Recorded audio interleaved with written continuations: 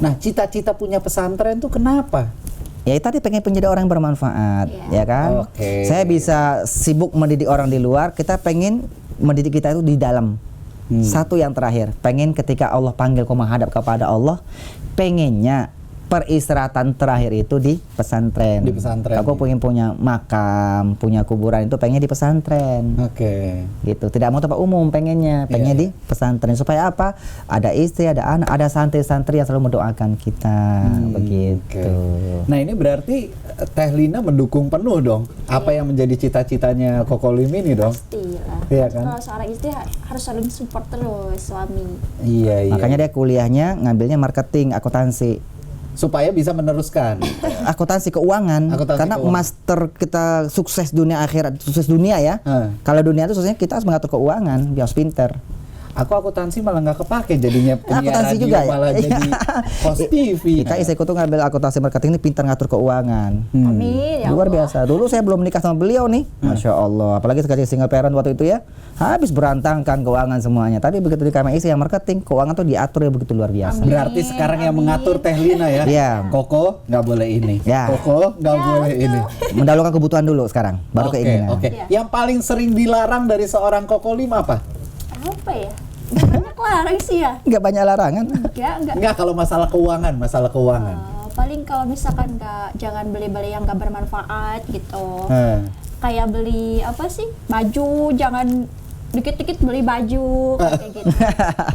Tapi namanya laki kan pengen kelihatan keren ya kok. Keren, betul. Iya, tapi keren tuh udah di style sama beliau. Iya. Alhamdulillah. Kalau Oke. baju biasa saya yang pilih gitu. Oh gitu, jadi Teh Lina yang pilih Iya, ini yang bajunya. kelihatan lebih muda gitu kan. Asik. Ini zaman ini tua nih, jangan nih.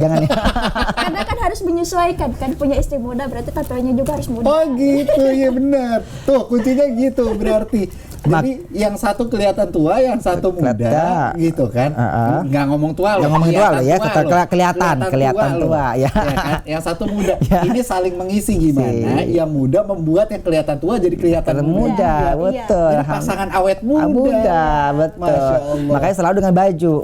Karena Quran mengajarkan suami istri itu pasangan tuh libasul lakum, hunna libasul lakum, wa antum libasul lahun.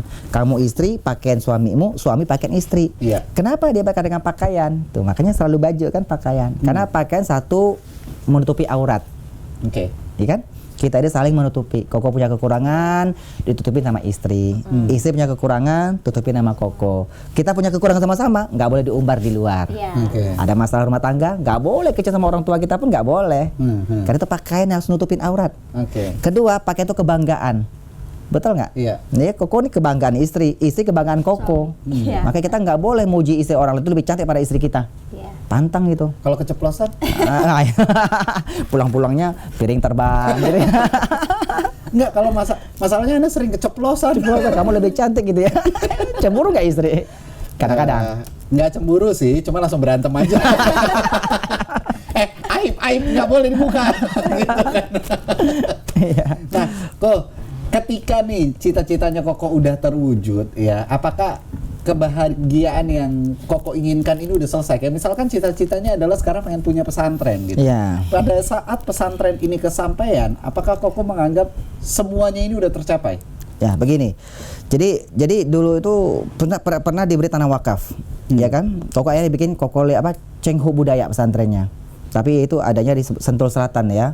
Akhirnya itu tanah wakaf Koko kembalikan kepada yang mewakafkan kembali, ya dengan beberapa alasan gitu ya. Nah, Koko pengen itu punya pesantren itu, ketika ada yang mewakafkan, pengennya lepas benar-benar diwakafkan gitu loh. Oke. Terus ketika kalau tidak tercapai bagaimana sebagainya, Koko sudah manusia itu hanya bisa berusaha. Maka Koko punya buku ini namanya Rahasia Menggapai Keberkahan nih. Oke. Ini Rahasia Menggapai Keberkahan. Ini kunci cuma duit. Kalau duit tadi ini kunci sukses. Kalau berkah itu sukses dunia akhirat. Sebentar dulu. Ini kan tadi sulap Anda yang megang tisunya. Tisu jadi duit. Duitnya bukan buat tanah. Boleh nanti ya setelah acara ya. Wah, ini kalau ini namanya tawadud ya. Tahu warna duit. Karena tahu ini warnanya merah gitu ya. Tadi kalau yang apal singkatannya pertama kali kameramen kita nih. Tawadud warna duit ya. The best ente. Jadi duit, ini sukses. Kalau ini ada duit juga nih. Oke. Duitnya itu kunci keberkahan. D-U-I-T, D-nya doa. Doanya terbagi 4, D doa restu orang tua itu penting. Iya. Lalu sholat 5 waktu, karena sholat menurut bahasa adalah doa kan? Semua bacaan dalam sholat adalah doa. Lalu D yang keempat tuh sholawat, karena sholawat satu kalimat, sholat dan sholawat. Jadi D-nya itu perbanyak doa, minta doa orang tua, jangan tinggalkan sholat 5 waktu, dan perbanyak sholawat. Hubungan sama Allah dengan sholat, hubungan sama Rasulullah perbanyak sholawat. Jembatannya doa restu orang tua, kita baru kita. Betul. Itu D-nya. U-nya tuh usaha. Jadi kalau sudah mesti ada usaha. Usaha yang pengen berkah 12 kunci di sini. Koko buka di kunci ini. Kalau dibahas waktu nggak cukup. Nanti baca di buku ini kan. Lalu I-nya itu ikhlas. Niatkan semata-mata mengharap ridha Allah. Baru T-nya tawakal Bang Sahil. Serahkan semuanya kepada Allah. Jadi ada doa, ada usaha, ada tawakal. Ikhlas baru dulu, tawakal. baru tawakal. Jadi apapun jadi setelah itu, itulah kebaikan yang Allah berikan kepada kita. Karena zaman sekarang itu kan banyak kan orang bilang, aku udah berdoa, tapi doa gue kayaknya nggak didengerin nih sama Allah. Berarti ikhlasnya usaha sudah juga. Usaha udah juga. Berarti belum ikhlas. Kenapa belum ikhlas? Masih diungkit-ungkit. Oke. Karena kalau kita mau ungkit itu, mau curhat, sharing itu hanya kepada Allah, bukan kepada manusia. Kita kan ngeluh namanya itu kan. Berarti dia belum ikhlas. Kalau sudah ikhlas, baru T-nya tawakal, serahkan semuanya kepada Allah. Karena Allah jelaskan dalam surah Ali Imran itu, faiza azamta fatawakkal 'ala Allah. Jadi kalau kalian sudah bulatkan tekad kalian, kan bulat ya. Kalau bulat itu kan ada proses. Kalau ini kan faiza astorta, sator itu lurus. Kalau azamta itu kan bulat. Sudah duit, sudah doa restu orang tua sudah, sholat sudah, banyak sholat juga sudah, usaha juga sudah, usaha yang baik dan halal sudah, usaha yang tidak kena putus asa juga sudah, 12 kunci semuanya kan. I-nya ikhlas, T-nya tawakal, serahkan kepada Allah. Jadi apapun yang terjadi setelah itu, itulah keberkahan, kebaikan yang Allah berikan kepada kita. Kan Allah jelaskan dalam surah Luqman kan, wa ma tadri nafsum madza taksibu ghada, manusia tidak ada yang tahu kapan dan di mana ajal akan menjemputnya. Enggak ada yang tahu kan? Karena boleh jadi barangkali Bang Sahil duluan, Koko yang belakangan. Betul kan? Iya. Tapi boleh jadi juga barangkali Kokolim yang belakangan, Bang Sahil duluan. Sama aja Sama dong. aja ya. Gue lagi mencerna dari tadi.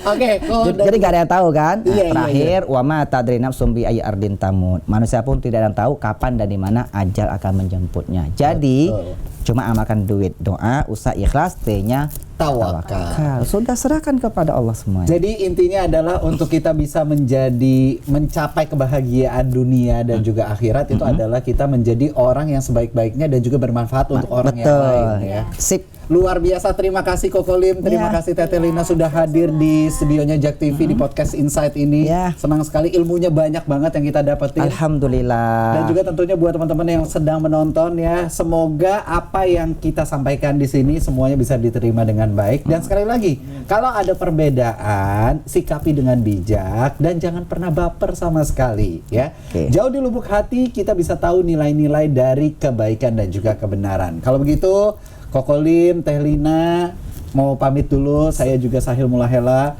Kita angkat tangan dulu. Angkat tangan dulu, kita tutup dengan doa dulu. Ya, angkat tangan, terus tangannya dibalikin. Sudah, dadah. Semua selesai. Kirain mau doa. Baiklah, terima kasih Koko Lim, Teh Lina. Salata Isnan Wahid. Wassalamualaikum warahmatullahi wabarakatuh.